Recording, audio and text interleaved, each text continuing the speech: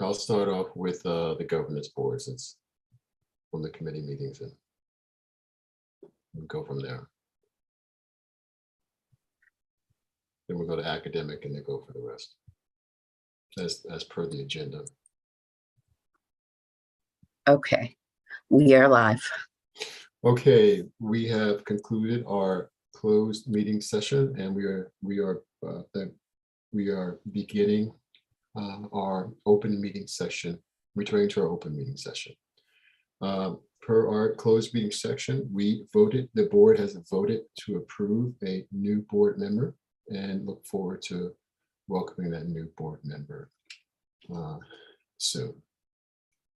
All right, we will continue with our agenda, and we will walk through. We will hear from our committee members, our committee chairs, and we will. I'll ask you to review give us an update on your committee's activity since our last board member, and especially that's revolving around the roadmap that we spoke about earlier this year. And I'll ask the governance board to start out. If for some reason you don't have access to their roadmap, let me know and I'll just read it off.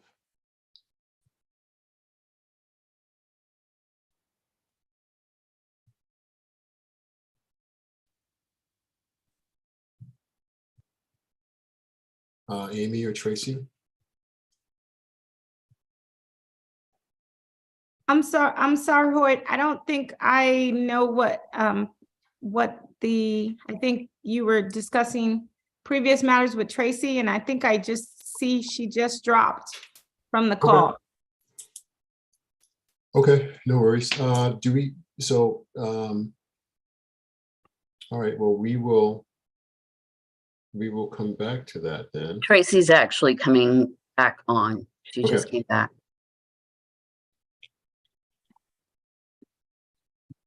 Hi, Tracy. Do you we were walking through the committee activities and was just looking for an update on the activity since our last board meeting. We're going to start with the governance board. Right.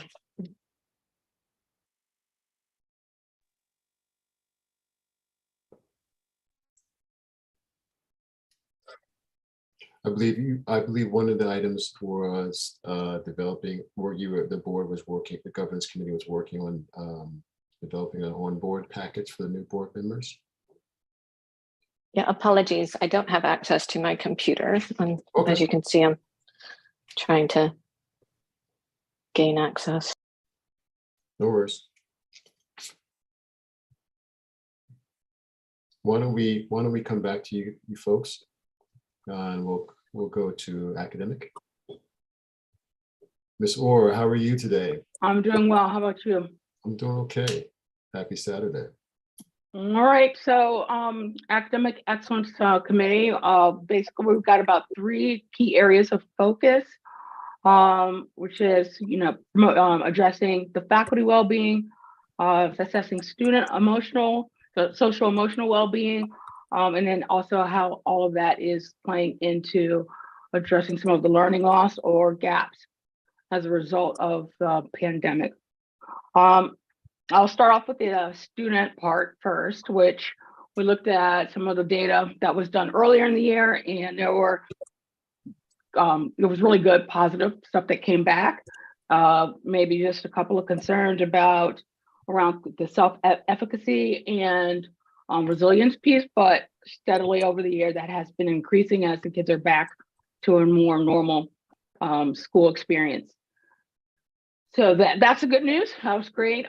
In terms of for the teacher or faculty well-being, I think that there have been some listening tours, and we've been talking about some of the successes and maybe a few wonderings or areas that maybe need to be addressed or could be concerning.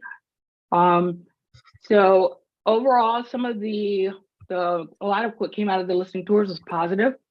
And a lot of those issues have been addressed easily. Just similar things like somebody coming into the classroom, for instance, to give someone a time to get to the bathroom. So Those were easy to address and quickly were addressed. However, there's a one common theme that we're hearing is the issue or need for time from the staff, as especially as we're trying to, have a more healthy work-life balance. And I think when you then also add that with some of the intervention needs that we need for the students, although there are resources, there's just not enough staffing to meet all those demands. I think there also were some current concerns about sort of maybe there's lack of communication about why shortening the school day, and from parents who have questions about that or wonderings, whereas teachers needed the shorter day to sort of, again, speaks back to that balance piece.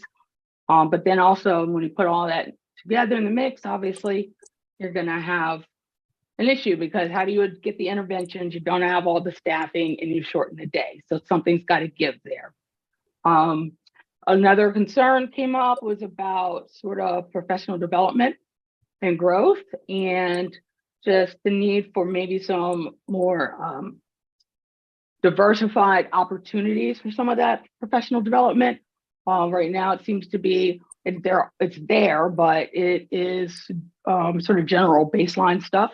So maybe some of our more experienced staff members will maybe have the opportunity to explore different avenues and do more collaboration across subject areas and grade levels. Well, last I'm wondering, probably the biggest too is concerns from what's coming out of the DIBELS data, and thus faculty wanting to be able to find ways to sort of address those. And one other piece too is I guess I would say these are the wish list items. If you could have your ideal situation. I've already talking about the more time to collaborate. And then based on the success from the DC Reads project, there were a way to find something like that for math, because what we're finding is that the deficiencies or learning gaps in math seem to be wider than in other areas, and then ELA work. Finally, so we'll talk about the learning loss. So far, there have been some really great successes in terms of the interventions that have been offered to our students and families. And there was a process for identifying who those students were based on certain benchmarks. And then those families were invited to participate in some different extra intervention work. Unfortunately, over the year, the good thing is that's gone really well, but again, back to the staffing shortages and just not enough time. Not others that are trying to now get some of those interventions, there's just no space. So that is wondering or trying something that we would try to figure out, how can maybe that be addressed, perhaps through some parent volunteers or other relationships, such as the one with Catholic University, and get the teachers coming in, or student teachers coming in to help with that. So I believe those are sort of the bigger things. The biggest things is really this challenges of how do we get all of the students that need the additional work that help. And obviously these things, to get more staffing is more funding. And so, that's the consistent theme. Everybody needs money.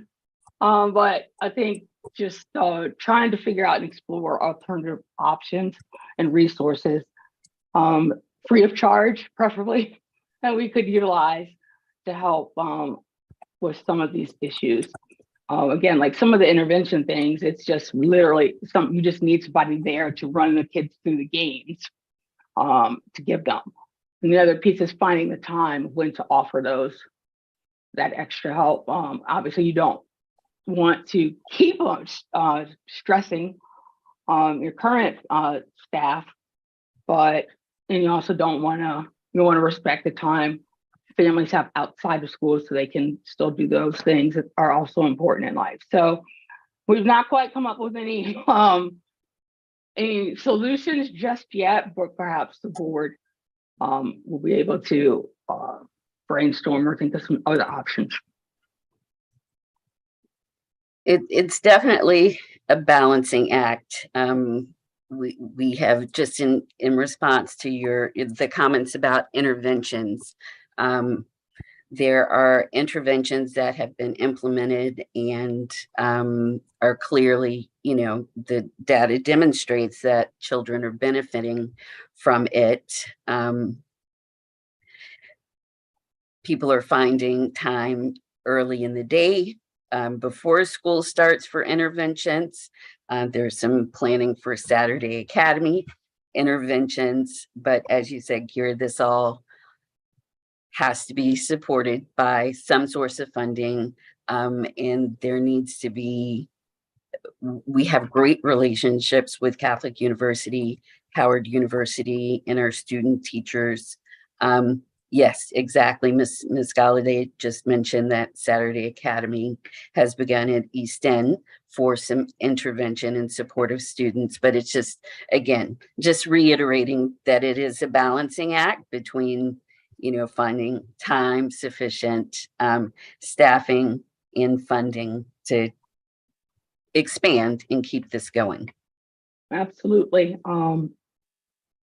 I agree. One last concern to add is there does seem to be an uptick and this is across the board, education everywhere, where more teachers are leaving mid-year, which is also difficult, obviously, for the students, because that's, you're getting comfortable. They've already established those relationships, and then to lose a teacher, all of a sudden, obviously, that is going to be disruptive to their day and their progress, So, and so we have to discuss some of the reasoning that might be behind that. And again, some of it's going to just be about the need for more, or the desire for more of a work-life balance, healthier one. And then also, I think there was wonderings about compensation or folks leaving to go to spots for higher salaries. So that's it for academic excellence. Thank you very much, Kira. That was a pretty comprehensive report. Kira, I might have missed this. Did has the academic, you guys have obviously been drilling down a lot in the issues that you've been following up with.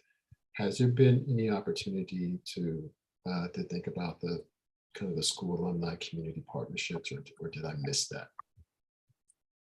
I'm sorry, repeat that again. Has there been any opportunity to follow up with to think about the school alumni community partnerships? No, we've not really gone that way yet. I think we wanted to see where we were first and Gotcha. really have a better understanding of how things are going once we're hitting that mid-year mark.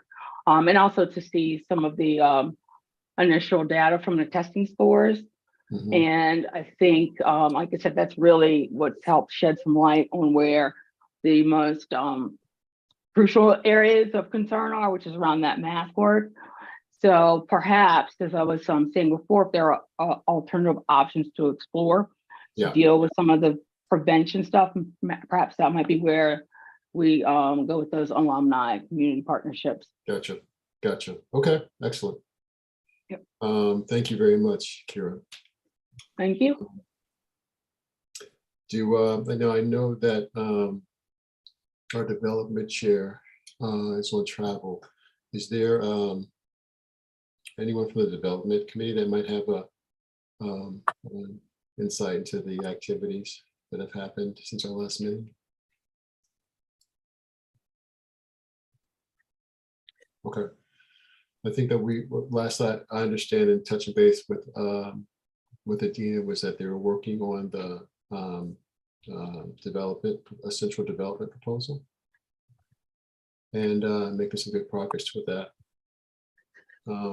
That's probably the one of the first steps in kind of the building that fundraising development capacity for a sustainable development capacity for the school. So when we touch base with the dean again, we'll look forward to hearing the progress on that. Yeah, we actually, we were unmuting to chime in, but there is a draft of a development proposal that a template that we have created and submitted for review to Adina for that proposal template that you referred to. So Okay. that is, to my knowledge, the extent of the progress that's been made since the last board meeting. We do have, it is a first draft, but it is a draft, and hopefully we can get some conversation generated around it and get to a finalized format at some point within the next, before the next board meeting. Excellent. Okay. Let me just finish my note.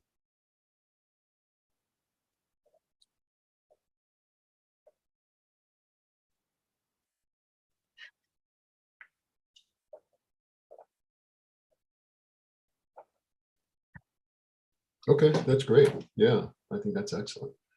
I think give us having something like that, and it's in its final draft by the end of the year, I think sets us up nicely to start to execute on some of that planning from the board perspective. That's good.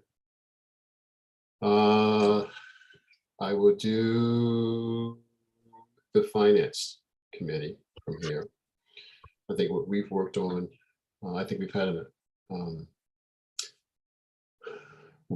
I think we've had some discussion about some of the roadmap items in particular during the closed meeting session. So I think we're pretty well versed in that. What the we have, one of our items was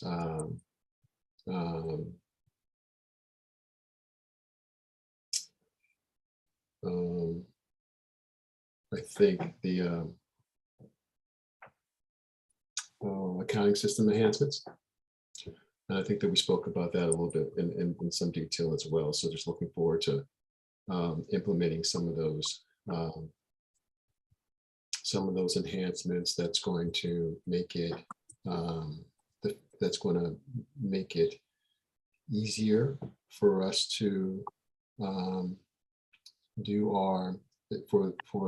for us to meet the various types of reporting needs that the school is going to have as it has grown from a one campus location to a multi-campus location, and hopefully and continues to grow from the enrollment perspective as well.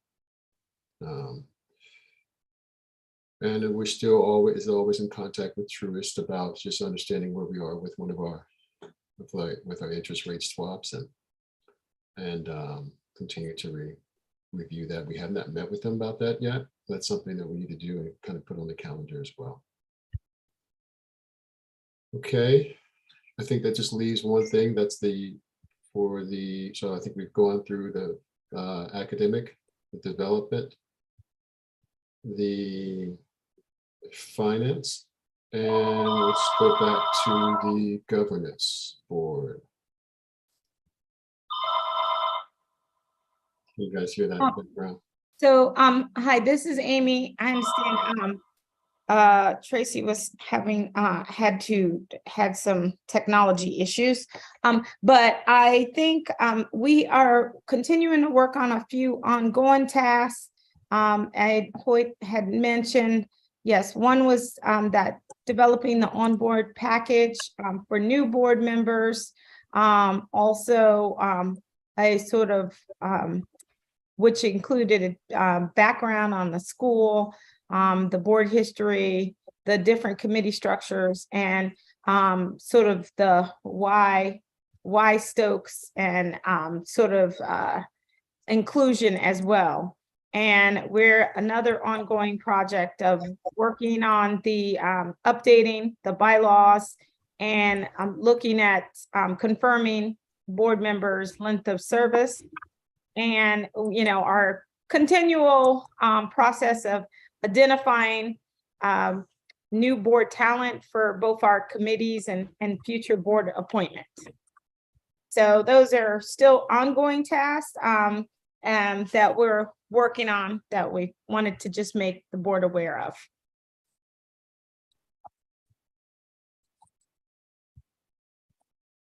I can't hear you, Hoyt. You can't read my lips yet.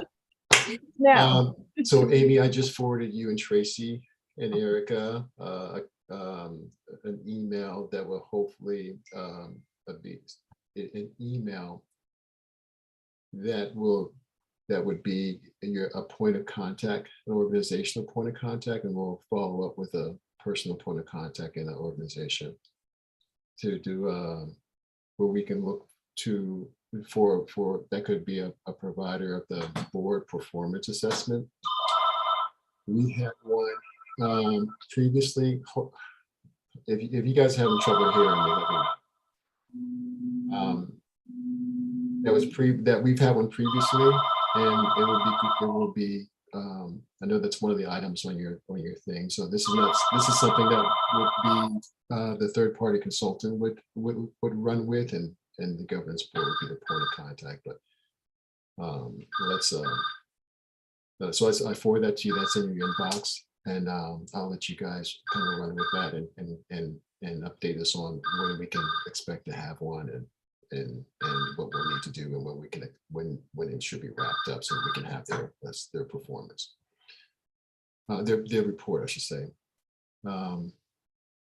Okay, thank you, Amy. What I'm going to do, folks, I'm going to ask us as well, Amy, from a governance standpoint, having well, I'm going to take a step back. What I'm going to ask us to do also is that kind of put ask us to for each of us who have been on the board for some time. I think this is going to my 5th year. I'm going to ask us all to kind of reach out and think about. I'm going to ask us all to challenge us all to kind of reach out and identify one person who would be a good candidate to join the board, so that we have a pool of applicants that we can kind of look through and work with to see who would ultimately be a good addition to the board. We do have some folks who have been there for quite a bit of time, such as myself, and we want to be in the position, even if I want to serve longer, we want to be in a position to where, one, we're compliant with the bylaws, and two, we have options. So for our next board meeting, what I'd like for us to do is for each of us to kind of identify one person that would be a good candidate to consider to join the board, and we'll give those recommendations to the governance board. Okay, so we have that. I think that. So that pretty much includes our committee reports. I'd like to transition to another topic, and that topic is that we put another challenge out some time ago, or not necessarily a challenge, but an ask some time ago. And that ask was for the board members to identify an event in the school, either campus that they'd like to attend. For voluntary event, either in person or by Zoom. So I'd like for us to do a round robin if we could, and just identify, and we can just tell the rest of the board which event we're looking to attend. And if you've attended an event, please tell us how it went. But at least spend this, I would imagine, about 10 plus minutes. So I'll kick it off. I'll be brief. I have scheduled an event for the 28th of April. On the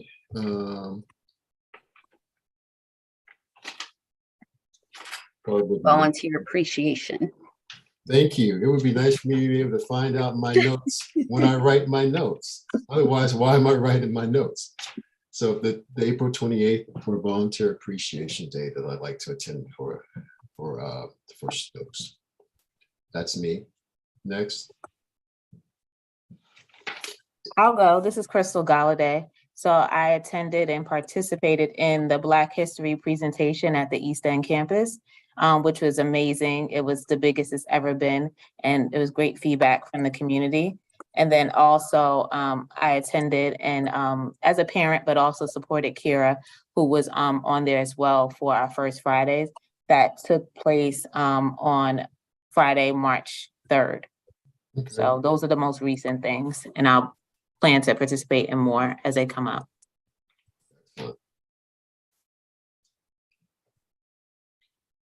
And just to be clear, you know, there are virtual events too, so we don't expect you to have to be there physically present for everything for each of your volunteer activities. And that's my Oh. question, because I've tried to find the virtual events. I don't know where to find them on the website.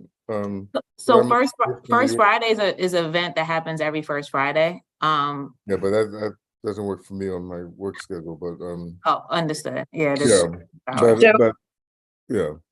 Oh, I go have ahead. a list of upcoming events in my report, and Okay, I would great, be great. happy, Rodney, if First Friday doesn't work for you, then that kind of limits the number of events because we are transitioning back to in person, and that's also in my report. But I will Yeah. work with you, Rodney, to figure out the best activity for you to participate in.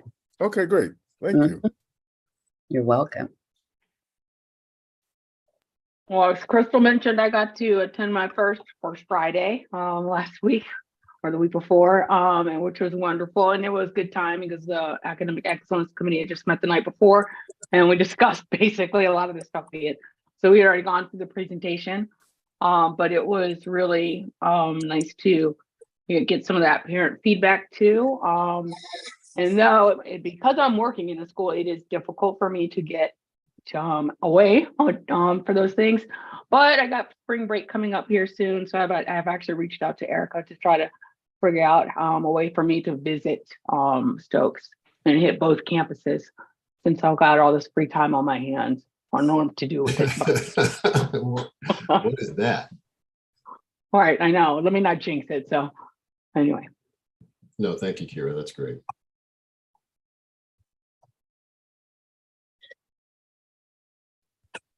I plan on going to the first Friday in April. Excellent.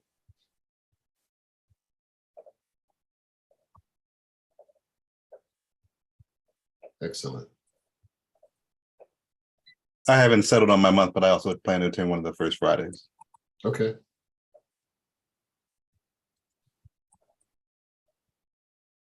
Yes, and Hoyt, I am hoping to attend one of the Easton events in person.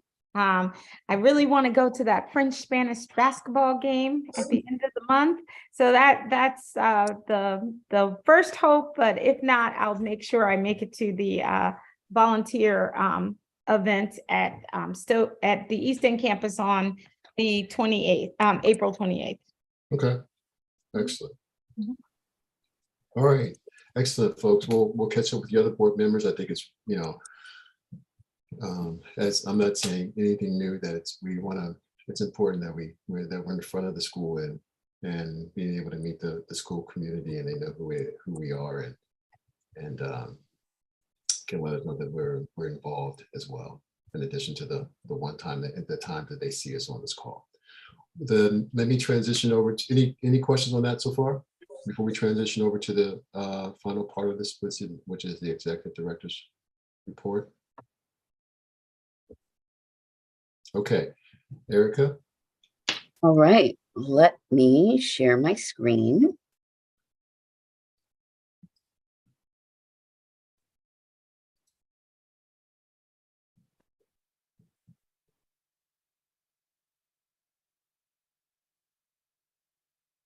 Okay. You're able to see my screen? Yes, I see it. Okay. All right, so I have a fairly brief report this morning, but I wanted to recap the 25-year review that we recently completed, come back to the bullying prevention policy that was introduced in last January, in this January's board meeting. I have a link to a feature that Peace Corps recently ran on me in the school, a little bit about what we were just talking about, a return to in-person events and celebrations, and then a list of upcoming events for you all to participate in if you are able to do so. So I think that both Hoyt and Amy, you guys neglected to say that you hung in there with us for our 25-year review on the 27th of February with the DC Public Charter School Board.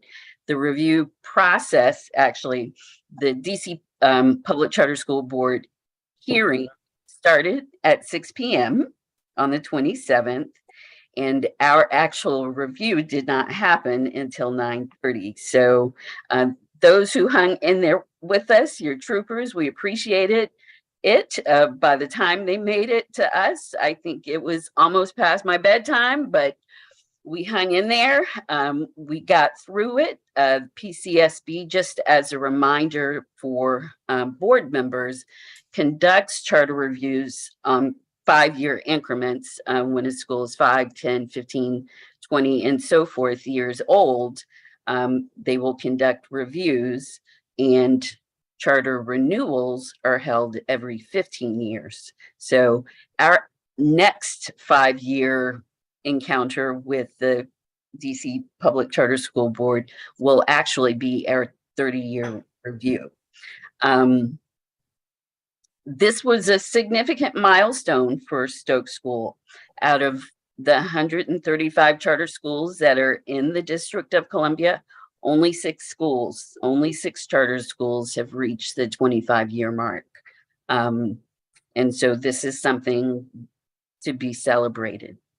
In the review, the PCSB determined that Stokes had met all of its charter goals. We were in compliance with all of our legal mandates. We managed our finances properly. There were accolades and commendations given to the school for our performance and our longevity during the review. And at the end of the review, PCSB recommended continuance of our charter and our operations for another 5 years with no conditions. And so during our review presentation, I thanked everyone, former and current staff, teachers, board members, students, alumni, families, community members, everybody who has gotten us to the point of a 25-year review, because without the input and the support of all of those different groups of people, we would not have been able to get here. But we really wanted to highlight in our presentation our alumni, because they are the fruit of our labor. And as part of the preparation for this 25-year review, we, staff leadership, collected several videos from alumni who talked a little bit about their experience at Stokes School. It was difficult to, just pick 2 because we had a limited amount of time for the presentation, but we picked 2 of the videos. One of a former student who is currently Dr. Marcus Spady, and another former student, Eve Paul, who was in our first graduating class. And so I'd like to share this video with you now.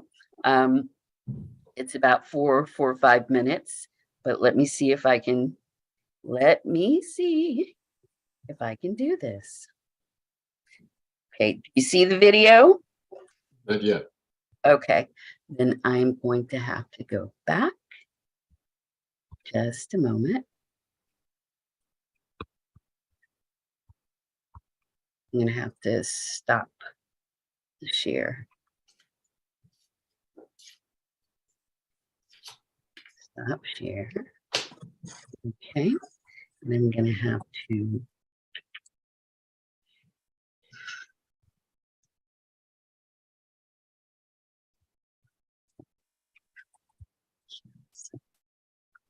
hold on just a second. Oh, I really want to be able to share this video with you.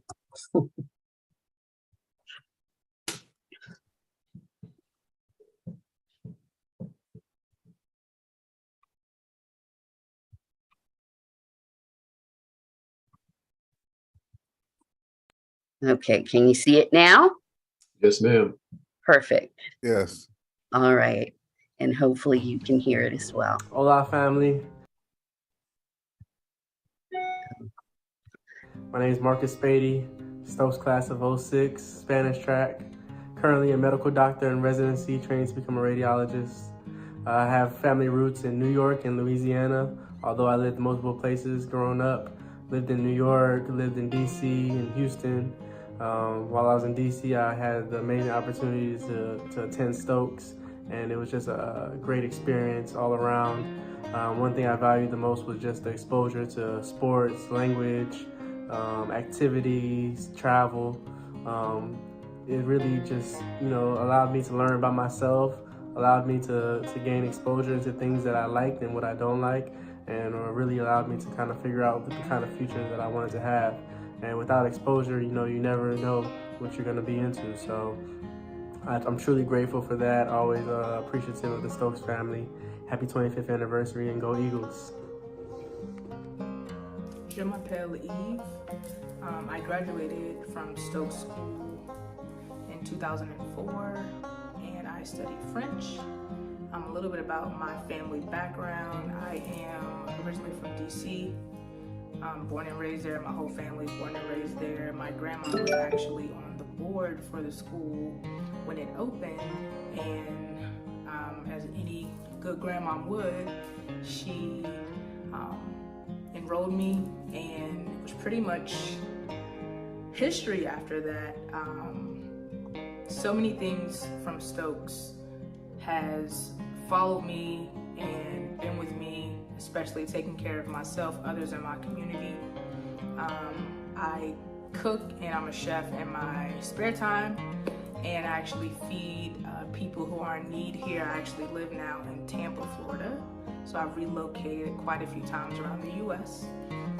But I live here now, and sometimes I feed people who are in need. I do cook for fun. It is a hobby of mine. I've been vegan for almost 10 years now. I am in software retail development, so I work with software, and I work with a lot of technical, I guess you can say, technical systems. That's a big nerd side for me. Stokes has really been a part of the way that I live my life, really understanding that the world is not going to go around unless I take care of the people that are around me. And being able to show up properly for those that also take care of me. We are all in this fight together to make our world a better place, make our environment safe, and make our environments the best that they can be. Stokes taught me how to not only be comfortable in my own skin, but also to be true to who I am and what I want. I know that if I did not end up being enrolled in Stokes and graduating as the first graduating class, my life absolutely would have taken a different path. I'm always grateful for the teachers that I had while I was there, and especially Mr. Bobby. Meeting Mr. Bobby, he actually, as a Christmas gift, he got me my first bike. That's something that I'll always remember. I probably wouldn't have gotten a bike that soon in life if it was left up to just being and raising the environment that I was. I find that Stokes School was not only a safe place for me, but it was also a saving grace for myself and also my family. The community that it offered allowed for me to always be looked over and to be kept safe, and I'm always very grateful for that. Okay. Well done. Well done. Even better the second time. Yes, it is. It's whew. You can ask my mother. I'm not an emotional person, but this brings me to tears. Absolutely. Because this is It's a mission.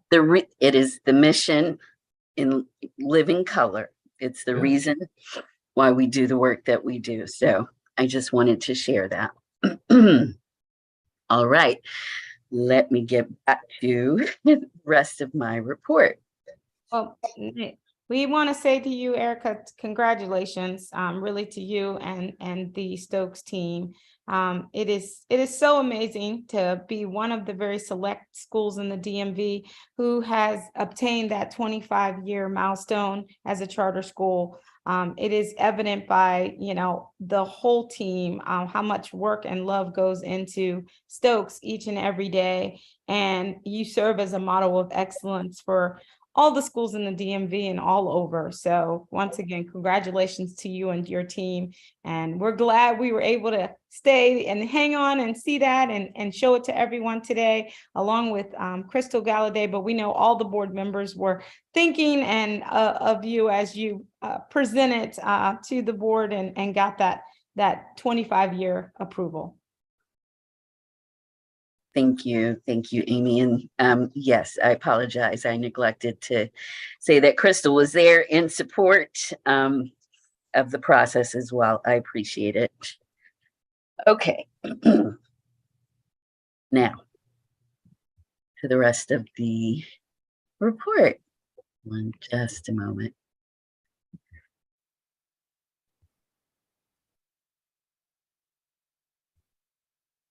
Okay. All right. In the last board meeting, I presented a bullying prevention policy draft, updated draft. Stokes has had a bullying prevention policy in place since 2012.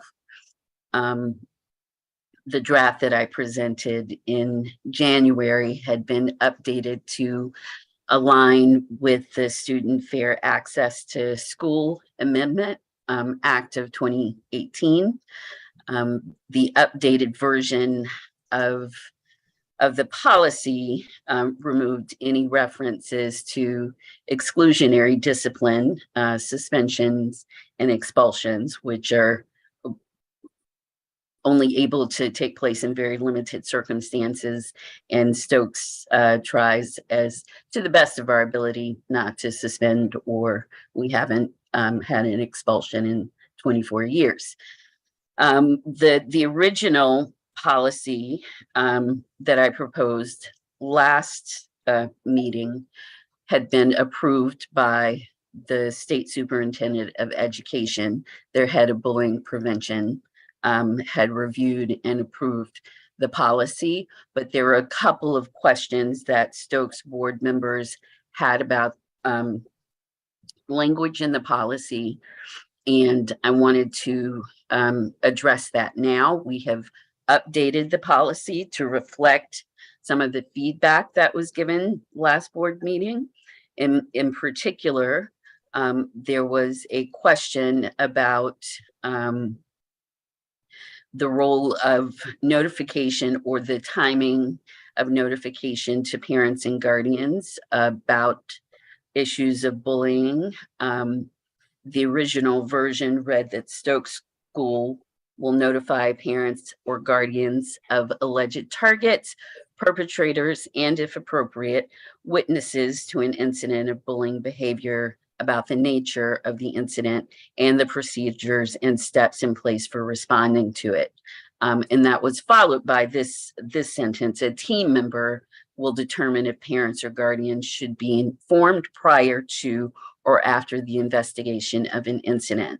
So that was the sentence in question. We removed that sentence to read the original portion that I read at first, Stokes School will notify parents or guardians of alleged targets.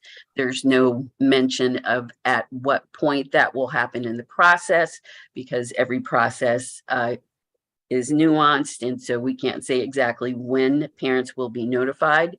Parents or guardians will be notified, but they will be notified. So hopefully that is sufficient language for us to move forward with the approval of this updated policy. There was one other piece that I wanted to review, which is there was also a question about, or a comment requesting that our policy ensures that issues of diversity, personal appearance, economic status were covered under the bullying policy, and they are covered under the bullying policy. If you read the definition of the bullying policy within our policy, it covers diversity, personal appearance, economic status, and many other categories. If you would like to read that definition, I have that here on the screen.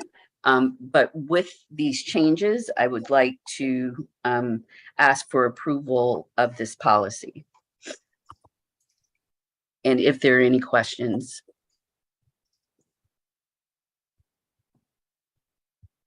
I make a motion that we approve this policy. I second.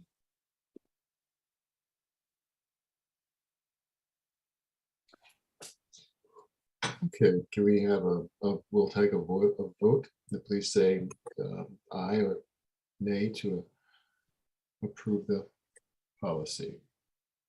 Rodney, aye. Heather, I. Anton, Here, aye. I, Amy, I.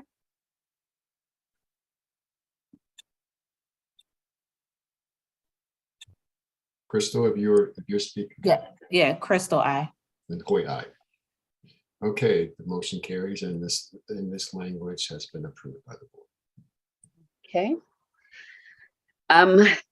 The next slide is simply a link to an article that came out at the end of January on Peace Corps' website, and it captures an interview that I did with a Peace Corps employee about a career in education and service.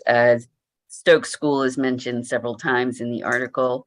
It is good, additional good press for the school that I just wanted to share with you.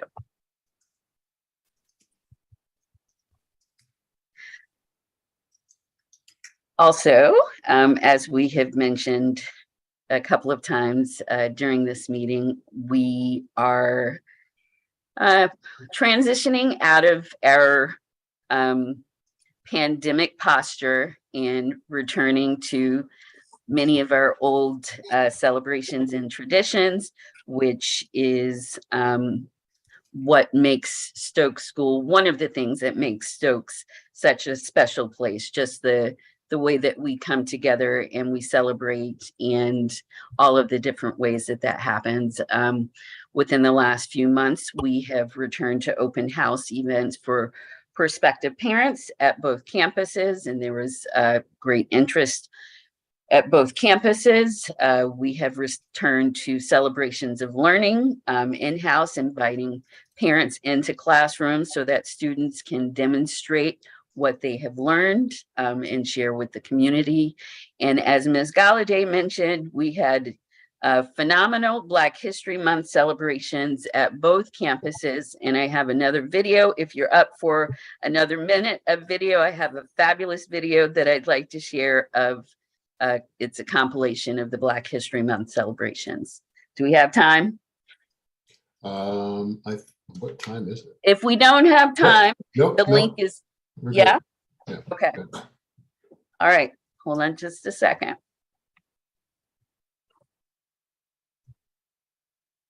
Okay. Can you see it? Oops, you cannot. Okay, this one. Hold on. Technology.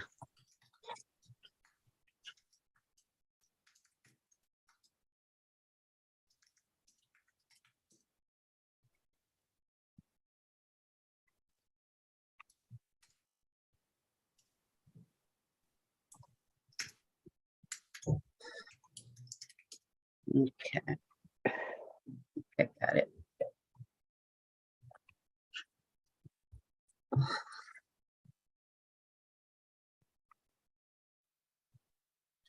Okay, are you able to see? Oops,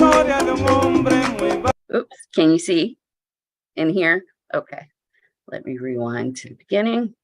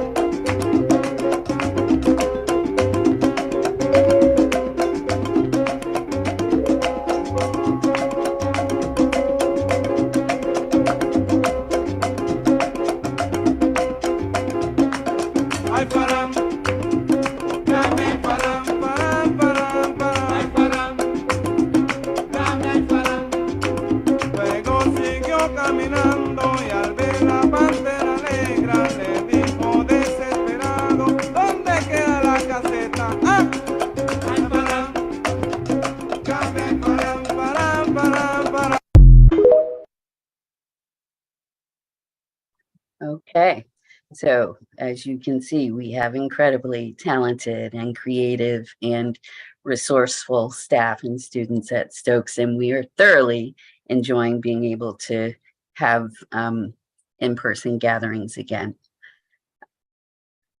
I have one more slide that I guess I have not shared. One moment. Are you bringing a slide up? Can I say one thing? Yes, please. I do want to say that a lot of the parents also participated in regards to planning of some things on East End campus. So shout out to the parents as well, because it did take a lot of practices as well as creativity and even funding some stuff to make it happen. And there was also, as you saw, things throughout the week like literacy, fashion, as well as culinary, representing the Black culture and letting people know about entrepreneurship. So that was amazing. Thank you so much, Ms. Galladay. You're absolutely right. Students, staff, families, and community members all contributed to the month in the activities. I appreciate that addition. All right, the last thing that I have to share is upcoming activities. We have quite a few coming up, including a Franco Fête celebration, which will be on March 31st. We don't have all the details of timing and location, but I can share that out with you. This month, the month of March, is Le Mois de la Francophonie, and so it is a celebration of French language culture throughout the Francophonie, so not just in Europe, but everywhere that French is spoken in Africa and the Caribbean and all over the world. We have, as was mentioned before, our famous French versus Spanish basketball game coming up. This is a PTA and PTO event collaboration between the two campuses. The basketball game consists of a French and a Spanish team, people associated with the French track, whether they are teachers, staff, family members, now Stokes School alumni play on teams against each other. It's a really fun event. It will be from 5 until 8 p.m. in the gym at our Easton campus. We have mentioned also April 1st, Friday coming up on the 7th. If anyone is, there are people who have indicated that they are interested in attending. I will send out the virtual link to that first Friday once it's available. There are board members who have indicated interest, and so I will share that link with you when it's available. We have a Jazz and Poetry in the Garden event coming up at our Brooklyn campus on the 28th of April at 6 p.m. It's a lovely event in an area that we call our Zen Garden, with spoken word, poetry, live jazz. It's definitely something that if you have time, come and participate and take a look. And actually, I need to jump back to the French and Spanish basketball game. If you are interested in attending, I have included in the live binder a flyer that has links to all the information you need in terms of payment and anything else. So if you are interested in attending, please refer to the flyer that is in your live binder. We also have volunteer appreciation celebrations coming up on the 28th of April at both East End and Brooklyn. Stepping Up Day for our kindergarten classes on both campuses are scheduled for the 21st of June right now. Times to be determined. And then our 5th grade graduation ceremony at the Brooklyn campus will be held on the 22nd of June at 9:30 a.m. We encourage all board members, and I can put this one on your calendar now, all board members to attend the graduation ceremony. Eric, I'm sorry. Can I ask, actually, I guess it's a question for you and Hoyt. And let me preface this with, this is not about recognition per se. I've always been a fan of board members celebrating whatever organization they're associated with, but for the purpose of staff or students recognizing that we support them also. But how do they know that we're there? How do they know that the board is supporting them if we're sitting in a crowd? Once again, far be it for wanting a jumbotron blow up on my face. But once again, how do we share with the community that we're here, we're supporting, and we value what they're doing? Wait, you want me to start? Yes, please. So in the past, when board members have attended certain events, they've been given ribbons or buttons or something that indicates that they're board members. We can also, in our introductions and welcomes, typically, announce board members in the audience.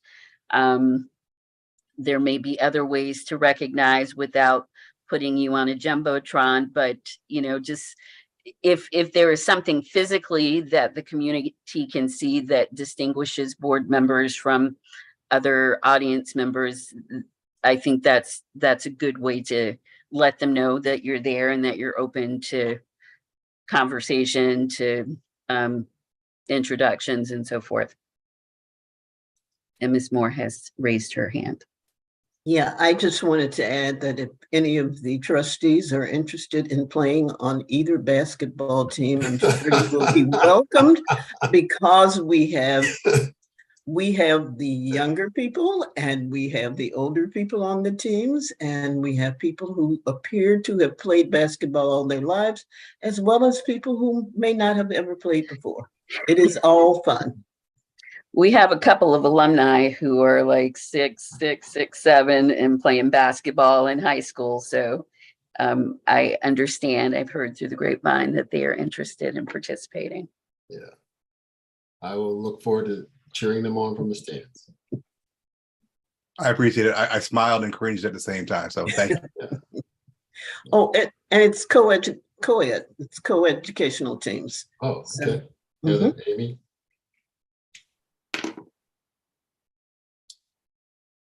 Crystal? Kira? Okay, does that conclude your, okay, listen, thank you very much for that, Erica. That was very informative. Two things before we adjourn. One is that, Amy, I was remiss. I just sent that email, sent you that information. I think and it's really those two things that we're looking for from the governance board. One's the board performance assessment. We definitely would like to set that up before the, we want to set that up as soon as possible. And then there's the review of just the general health of documentation. So if the governance board can research that with the point of contact that we shared with you and have a summary to review with us on our next committee chair meeting in April, or open discussion, I should say. That would be great. Then I think that'll put us on track for where we need to be by the end of the school year. Okay, will do. Hoyt. Thank you. So the next thing, and this is, and I wanted to say this for the end of the meeting, knowing that I'm very long-winded, and I have a tendency to make meetings go a lot longer. But I think Amy had mentioned this earlier, but what I wanted to say was that definitely on the behalf of the board, and I'll open this up to other board members as well. Erica, we wanted to thank you for your just tremendous leadership of this school, as evidence, not as evidence during your entire tenure, and a culmination of that being the 25-year review. So, in our board meetings, we have a tendency to, with our interactions, especially the last several years, we've been in crisis mode and have really it has not seemed as a crisis mode to me because of your effective leadership and the leadership of your team at the Stokes campus. COVID, the impacts of COVID, making sure that children stay safe during an international pandemic that was definitely a threat to life safety. I don't think that is taught in any school for teachers or for administrators. So your ability to keep the mission of the school as your North Star, and to deal and to address crises, and while maintaining the high standards of the LC Whitlow Stokes Community of Freedom Public Charter School, has been a blessing and a driving force for this school and for the board. I don't think that we can underestimate or any way show enough appreciation for your dedication and hard work. This is not a 40-hour-a-week job. And I think that the amount of energy that you put to it, and the amount of is not only driven by your professional ilk, but also your passion. And so I want to thank you for your service, and on behalf of the board, I want to thank you for your commitment to the school, the commitment to the children, and commitment to excellence. It was not lost to me that the 25-year review for Stokes lasted about 10 minutes. And when a 10-minute review after 25 years of service of the school is really the board's testament to their faith and their understanding of the great work that you do and the leadership that you provided to the school. So thank you very much. And the board definitely will celebrate your this milestone in an additional way as well. Thank you, Hoyt. I appreciate that. I am surrounded by excellence. I surround myself. I have an outstanding team. We have an outstanding staff. As I said during the review, everybody in the community, guardians, parents, families, partners, students, staff, leadership, teachers, everybody, board members, everybody has contributed to this. I will, if the mark of a good leader is that this person surrounds themselves with good people, then I'll take it. I think well said. Yep, well said. All right, are there any other further comments? Questions? Okay. This meeting is governed by the Open Meeting Act. We are bringing this meeting we're adjourning this meeting and bringing this meeting to a close. Please address any questions or complaints arising under this meeting to the Office of Open Government at opengovoffice@dc.gov. Okay. Thank you very much. And everyone have a great weekend. Thank you. Take care. Thanks. Yeah. Bye, everybody. Bye-bye. I can't close my, here we go. All right. Hello. Hey, I can end it now. I'll give you a call. Bye. Oops.